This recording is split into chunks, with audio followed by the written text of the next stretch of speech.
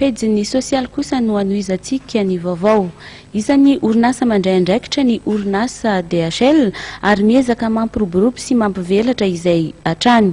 Ao anatin'izany ny fiara-miasa tamin'ny orinasa Karenjy sy ny safidianana manokana ny fiara vokarin'izy ireo dia ny fiara tsy mataho-dalana Mazana 2 entina anatanterahana sy anohanana ireo asa sosialy tanterahan'izy ireo sy ireo mpiara-miasa aminy.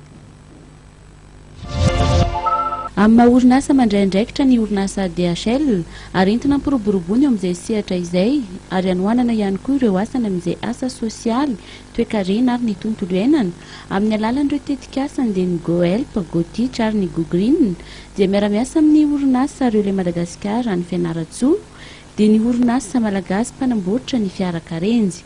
Vokatra izay fiara-miasa izay dia fiara tsy mataho-dalana Mazana 2 no azony DHL ary entiny indray manatanteraka ny asa sosialy sy anampiny ireo mpiara-miasa aminy tahaka ny BNGRC, SOS Village ohatra. Ce véhicule sera utilisé notamment pour tout ce qui est activité sociétale ou sociale de DHL. On est très impliqué à la BNGRC, à la PSHP également.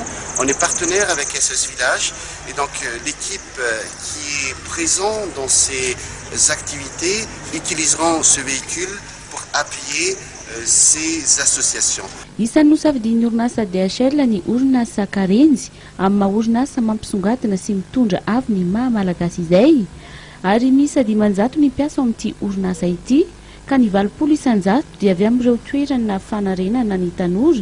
Isan'ny tanjon'ny orinasa ny mampivelatra ny fiarahamonina sy ny sosialy izay tanjon'ny orinasa DHL ihany koa.